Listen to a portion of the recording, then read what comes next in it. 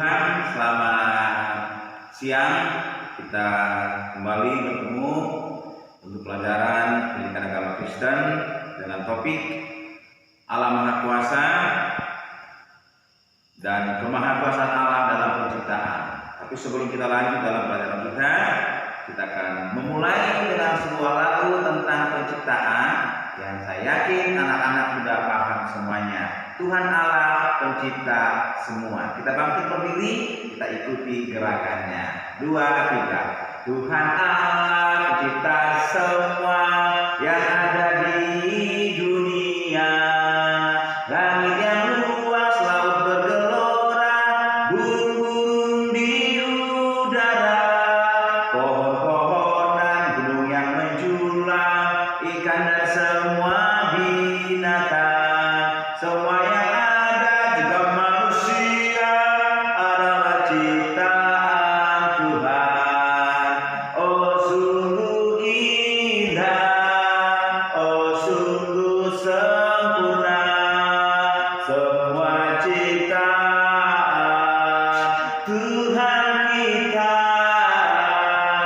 Patutlah kita memuji Dia, sebab Dia besar, Dia kuasa, Dia pencipta. Puji Tuhan, kita lipat tangan semuanya, kita berdoa. Terima kasih Tuhan, kami bersyukur kembali kami boleh bertemu dalam pembelajaran kami. Tuhan tolong pimpin kami agar kami mendapat yang terbaik untuk kemuliaan bagi nama Tuhan. Kami mulai pembelajaran kami dengan mengucap syukur dalam nama Tuhan kami Yesus Kristus. Haleluya. Amin. Puji Tuhan, anak-anak silakan duduk kembali. Ya, hari ini tadi saya sudah sebutkan kita belajar tentang kemahakuasaan Allah, khususnya tentang penciptaan yang dalam Alkitab kita itu terdapat dalam kitab Kejadian pasal 1 dan Kejadian pasal 2. Ya, hari kita buka kitab kita, kitab Kejadian, kita tahu sama-sama adalah kitab pertama dalam Alkitab kita. Saya akan bacakan 1 sampai ayat yang ke-5 saja. Ya, nanti anak-anak boleh membaca sendiri setelahnya. Demikian, pada mulanya Allah menciptakan langit dan bumi. Bumi belum berbentuk dan kosong, gelap gulita menutupi samudra raya, dan roh Allah melayang-layang di atas permukaan air. Berfirmanlah Allah, jadilah terang, lalu terang itu jadi. Allah melihat bahwa terang itu baik, lalu dipisahkannya lah terang dari gelap, dan Allah menamai terang itu siang dan gelap itu malam. Jadilah petang dan jadilah pagi, itulah hari pertama dan selanjutnya. Nah, anak-anak, kalau mendengar tentang ciptaan dari apa yang Tuhan buat, apa yang kalian pikirkan? Ya, atau gini, di antara kalian yang tinggal di desa kita ini, di mana pernah kalian melihat pohon yang paling besar? Bagus. Atau dari semua ciptaan, kira-kira ciptaan apa yang paling besar? Oh, bagus ya. Gajah itu besar. Kalau jerapah itu tinggi, lehernya panjang juga. Nah, tapi adik-adik semuanya, anak-anak semuanya, dari pelajaran Alkitab kita, yang kita ketahui adalah Allah Sang Pencipta itu mencipta dengan teratur, gak sembarangan blus gitu. Coba kalau misalnya ada anak-anak yang pernah melihat ibunya masak kue bolu, ada urutannya enggak? Pasti ada. Ada bahan-bahannya enggak? Pasti ada. nggak ada langsung bluk jadi bulunya, gitu nggak? Nah, enggak kan? Pastinya ada urutannya. Ada yang tepungnya dulu, baru masukkan bahan-bahan yang lain, atau yang telurnya dulu dikocok dan gulanya. Pokoknya ada urutannya. Dan biasanya terakhir diapain? Dimakan setelah dipanggang, gitu. Nah, Tuhan kita juga menciptakan segala sesuatunya dengan berurutan. Nah, dari Alkitab kita yang kita baca dalam Kejadian 1 sampai Kejadian 2, ada 7 hari masa penciptaan Tuhan. Ya, dalam menciptakan alam semesta, Tuhan ada 7 hari masa penciptaannya. Ya, ada yang sudah tahu belum? Nah, biar lebih jelasnya, kita akan melihat pada hari ini urutan penciptaan yang diciptakan oleh Tuhan. Ya, dimulai dari hari pertama. Ya, tadi kita baca dalam Alkitab kita bahwa hari pertama alam menciptakan terang. Apa anak-anak? Ya, terang. Terang itu belum matahari loh, tapi Allah membuat semuanya menjadi terang dan jelas. Diingat ya, hari pertama Allah menciptakan terang. Oke?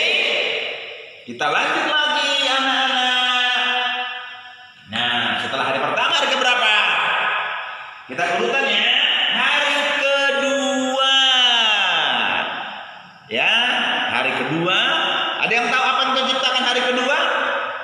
Hari kedua itu Allah menciptakan cakrawala.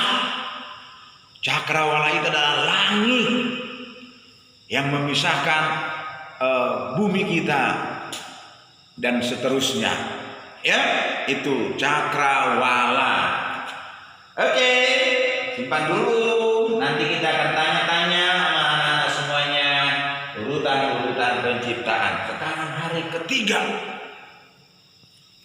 Hari ketiga, apa kira-kira ya hari ketiga? Ada yang tahu? Ah, bagus. Hari ketiga itu Tuhan menciptakan daratan dan lautan.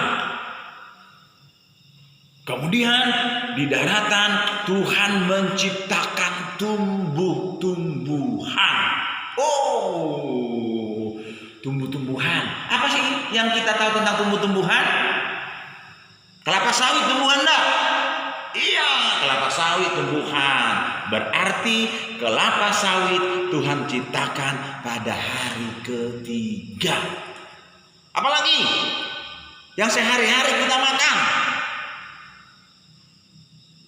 Yang tumbuh-tumbuhan, ya bawang merah, bawang putih, sayur-sayuran. Nah, kalau jengkol hari keberapa? Hari ketiga juga. Karena tumbuh-tumbuhan itu diciptakan Tuhan pada hari ketiga. Oke? Bagus. Lanjut lagi. Hari keempat. Nah, hari keempat, anak-anak, Tuhan menciptakan ciptaan yang jauh dari bumi. Apa itu ya? Ciptaan Tuhan pada hari keempat disebut dengan benda-benda penerang. Ada 2 benda penerang yang besar. Yang siang hari apa namanya? Ya, matahari, betul. Allah menciptakan matahari untuk menerangi siang, dan malam hari Tuhan menciptakan bulan, ya, juga bintang-bintang. Ya. Jadi hari berapa tadi itu? Hari keempat. Tuhan menciptakan benda-benda penerang. Yang siang itu matahari, malam itu bulan, dan juga bintang-bintang. Paham anak-anak? Paham semuanya? Ya, diingat ya. Jadi kalau lihat matahari, oh ciptaan Tuhan hari keempat, gitu ya. Oke, lanjut lagi. Sekarang hari kelima. Ini lebih seru. Hari kelima lebih seru. Kenapa? Ada yang tahu nggak apa hari kelima?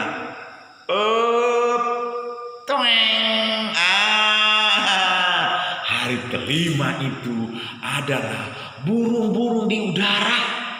Kikuk kikuk kikuk kikuk. Wah, wah. Cicuit, cicuit. Itu burung-burung di udara dan ikan-ikan di laut. Oh, ada ikan apa aja? Ikan yang besar, ikan paus. Terus ikan yang suka menolong manusia. Lumba-lumba. Bagus. Terus ikan yang sering dimasak arsik sama orang-orang Medan. Ikan mas, oh betul. Terus ikan yang licin, ada durinya tajam dan kumisnya. Ikan lele, betul, pintar semuanya. Jadi ingat ya, nanti kalau di rumah terus makan, dilihat makanannya. Oh, hari ketiga nih nasi dari beras, dari padi. Hari ketiga nih, terus ada sayuran. Hari ketiga nih, terus ada ikan. Oh, hari kelima. Oh, aku makan ciptaan Tuhan. Hari ketiga dan hari kelima. Wih, keren semua ya. Ikan hiu juga, cumi-cumi juga, ada kepiting juga yang menjepit. Itu diciptakan Tuhan pada hari berapa? Iya, kelima. Oke, puji Tuhan. Lanjut lagi. Ini penciptaan yang lebih seru. Hari keenam. Hari keenam Tuhan menciptakan yang kayak gini nih bunyinya. Apa itu? Kuda. Terus juga ada binatang yang kupingnya lebar kayak tampi, hidungnya panjang, tenaganya kuat. Apa itu? Ada gading, gajah. Itu gajah ya, yang diciptakan pada hari ke-6. Ada juga yang kulitnya hitam putih, seperti kuda. Apa namanya? Zebra atau jerba. Zebra bukan jerba ya. Zebra, jerapah. Dan ingat anak-anak semuanya, manusia kita ini ya, nenek moyang kita yaitu Adam dan Hawa juga diciptakan pada hari ke-6. Hari keberapa? Hari ke-6 ya. Di semua binatang darat, binatang yang tinggal di darat dan juga manusia itu Tuhan ciptakan pada hari ke-6. Tahu nggak adik-adik? Setelah hari ke-6 Tuhan melihat semua ciptaannya itu sangat baik. Tuhan memberi kuasa kepada manusia untuk menguasai ciptaan. Ya, ingat adik-adik, manusia itu diciptakan dari debu tanah. Diberi namanya Adam. Dan Tuhan juga menciptakan seorang perempuan yang diambil dari tulang rusuk Adam, diberi namanya Hawa. Nah, setelah itu adik-adik masuk hari ke-7. Tuhan sudah selesai mencipta 6 hari, dan hari ke-7 Allah beristirahat. Itulah sebabnya di dalam agama Yahudi atau Israel, orang itu beristirahat atau beribadah. Dan pada zaman sekarang kita mengingat atau kita meresponi atau kita menunjukkan ketaatan kita mengingat kuasa Tuhan. Pada hari ke-7 kita beribadah, kita ke gereja secara khusus mendengar firman Tuhan, ya, sesuai dengan perintah Tuhan kepada Israel dalam Keluaran pasal 20 ayat 8. Ya, adik-adik, itulah urutan penciptaan yang dituliskan dalam Alkitab kita.